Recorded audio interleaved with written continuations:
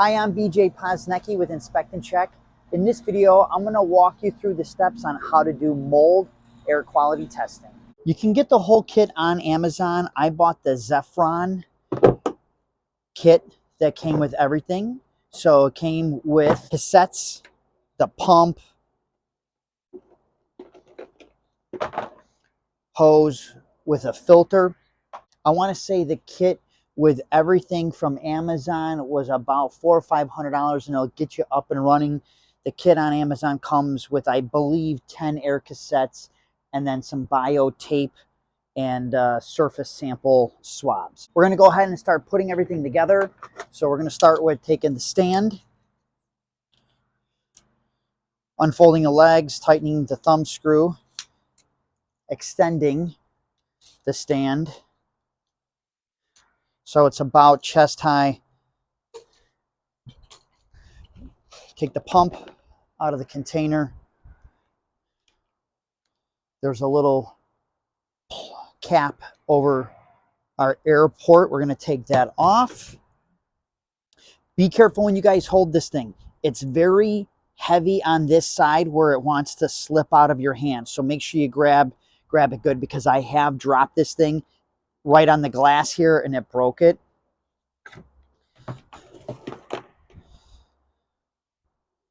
We're going to take the hose. There's an airflow.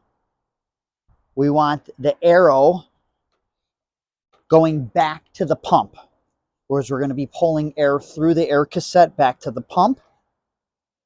Feed one side of the hose in through the eyelet of your stand, and then the other side we're going to put into the hose barb on the pump.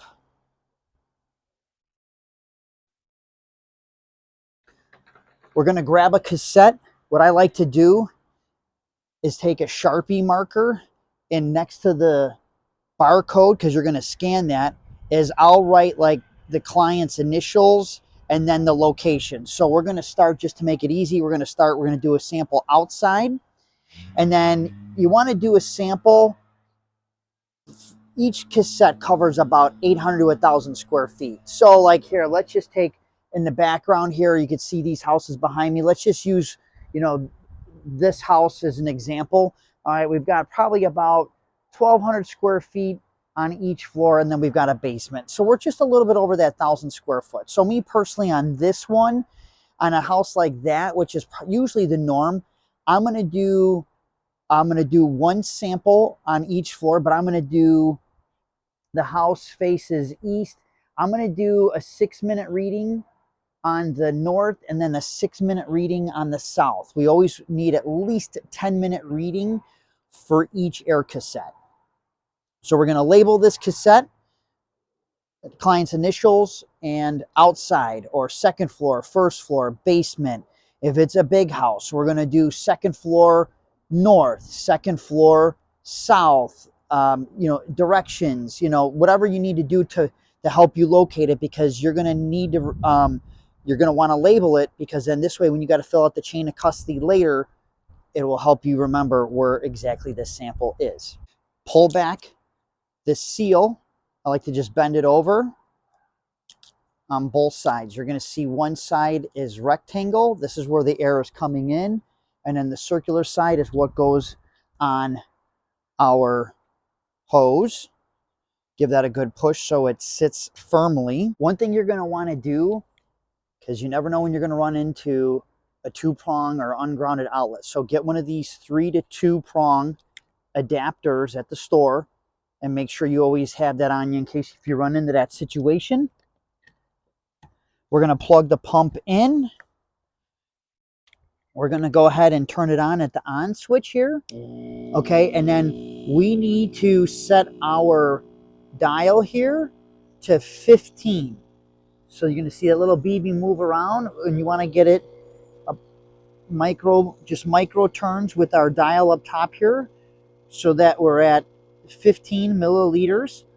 And then we're going to take a 10-minute reading. One thing I like to do for my report is I like to stand like 10, 12 feet back and take a picture, so that this way I'm going to take a picture of each location I took a sample, and I'm going to include that in my report so that this way everybody knows exactly where we took a sample reading. After you finish taking your outdoor sample, which is always needed, remember, there's always mold spores in the air. So we always have to take an outdoor control sample to get a baseline for the lab.